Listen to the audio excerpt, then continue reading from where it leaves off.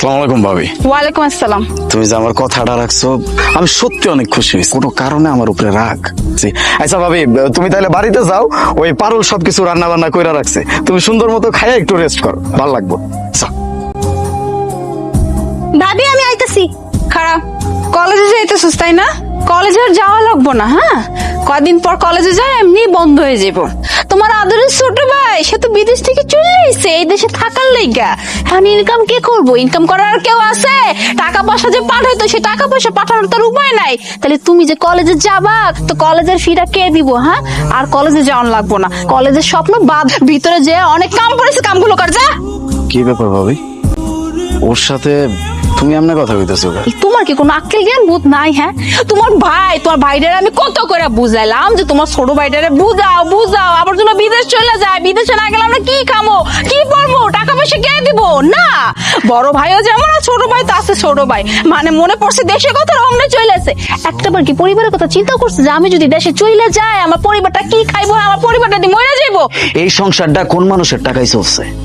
আমি মানুষটার টাকাই চলছে। আজীবন কি আমি ওই জায়গায় যে কামলা খাটুম? আমি টাকা পাঠাইছি, আমি পরিশ্রম করছি, সেই টাকা দিয়ে সংসার চলছে। আর তুমি আমার কথা উনাইতেছো। তুমি যদি আমার আদর কইরা রাখতা, আমি জীবনে তোমার এই কথাগুলো কইতাম না। ভাবি তো তাই এখন জ্ঞান দিতেছি। এখনো সময় আছে, বুঝতে পারছো? এখনো সময় আছে, বিদেশ চলে যাও, এটা তোমার লেগে ভালো হইব, বুঝতে পারছো? আইসে না আমি কোন সব চিন্তা করিস না, তোর ভাই এখনো বাচ্চা রইছে, তোর কোনো স্বপ্ন পূর্ণ থাকবে না। যা। তুমি কি মানুষ না অন্য কিছু? এই যে বাড়িটা অর্ধেক করে যে ফালাই রাখছি, এই বাড়িটা কমপ্লিট কবে হইব? হবে তা করে ঠিক ঠিকানা আছে? হ্যাঁ, এই যে এতগুলা তো শ্রমিক রাখছিলা, এগুলো টাকা কেটে দিব।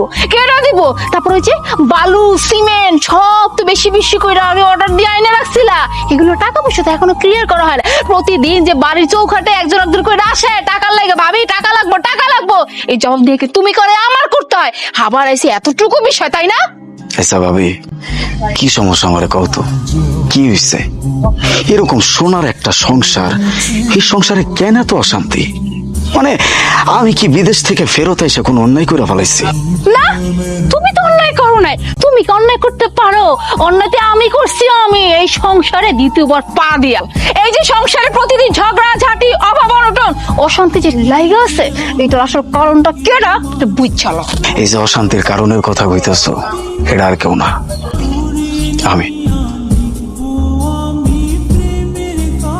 ভাইয়া, তুমি লাগেজ নিয়ে কই যাইতেছো? কেন ভাইসা, তোমাকে না অশান্তি দিচ্ছি, শান্তি ফেরত আনতে চাইতেছি। এই যে প্রবাস জীবনে গেছি ভাইজান, দিন রাত পরিশ্রম করছে।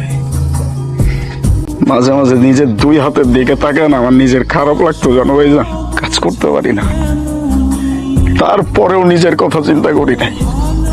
সবটা সময় ভাবছি যে আমার কাজ করতে হইব, আমি যদি কাজ না করি দিন শেষে আমার কাছে টাকা আইব না।